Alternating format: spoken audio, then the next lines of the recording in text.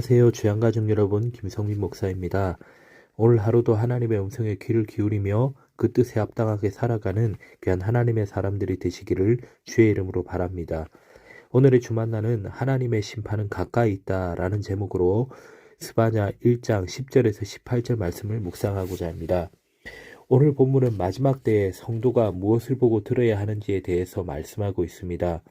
오늘 말씀을 통해 성도인 우리가 인생의 마지막에 무엇을 바라보고 들어야 되는지 깨닫고 은혜 받기를 소망합니다. 첫째로 성도는 하나님을 전심으로 바라봐야 합니다.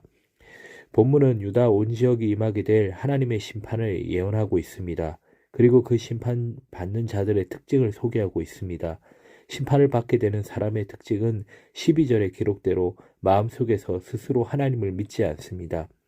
마음속이 사람의 눈에 보일까요? 보이지 않을까요? 보이지 않습니다. 그러나 사람의 눈에는 보이지 않는 마음이 하나님의 눈에는 보입니다. 왜냐하면 하나님은 우리의 모든 것을 보시는 분이시기 때문입니다. 시편 7편 9절 하반절에 의로우신 하나님이 사람의 마음과 양심을 감찰하시나이다 라고 말씀합니다. 그러면 마음속으로 하나님을 믿지 않는 사람은 어떻게 될까요? 먼저는 12절에 기록된 대로 하나님께서 등불로 두루 찾아 벌하신다고 하십니다. 또한 13절에도 기록되어 있습니다. 마음속으로 하나님을 믿지 않는 사람이 어떻게 됩니까? 하나님께서 그 사람들을 벌하십니다. 그들이 하나님 대신에 사랑했던 모든 것이 사라지게 됩니다. 그들을 평생 지켜줄 것 같았던 우상들이 파괴됩니다.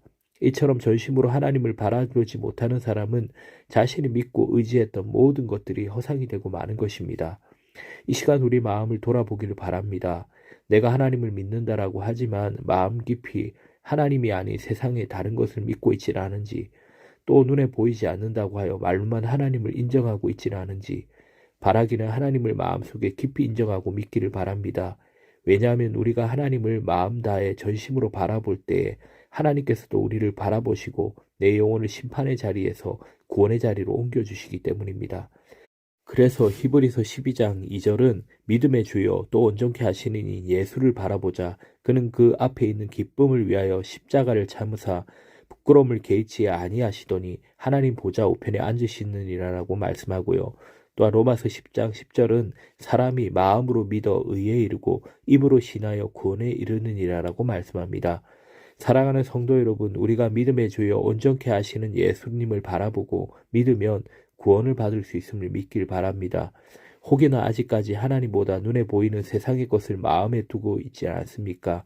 이 시간 오늘 말씀을 기억하고 그 시선을 하나님께 돌려 하나님의 시선도 우리의 삶에 머물기를 주의 이름으로 바랍니다.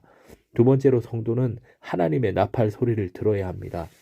오늘 본문 16절은 여호와의 큰 날이 가깝고 빠르게 다가오고 있으며 그날의 울부짖는 소리와 나팔 소리가 가득할 것임을 말씀합니다. 하나님은 심판하시기 전 나팔을 불어 심판을 경고하십니다. 그 나팔 소리가 무엇일까요? 말씀을 통해, 믿음의 사람을 통해, 기도의 응답을 통해 우리에게 계속해서 돌아오라고 하는 소리입니다. 그런데 마귀 사탄은 하나님의 소리보다 세상의 소리를 듣게 하려고 유혹합니다.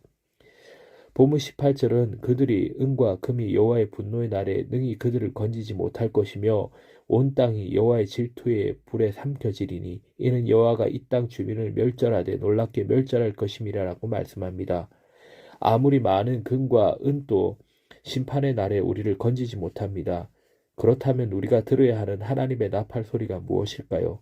먼저는 하나님의 말씀입니다. 왜냐하면 하나님은 이미 말씀을 통해 우리가 해야 할 것과 하지 말아야 할 것을 알려주셨기 때문입니다. 하나님은 우리를 너무나 사랑하셔서 인간의 언어로 하나님이 알 수 있도록 성경 말씀을 선물로 주셨습니다. 또한 그 말씀을 통해 우리가 어떻게 살아야 하는지 우리에게 말씀하고 계십니다. 그리고 우리가 드리는 예배의 설교를 통해 믿음의 모임을 통해 말씀하시고 우리를 교훈하십니다. 그래서 우리에게 예배가 중요합니다.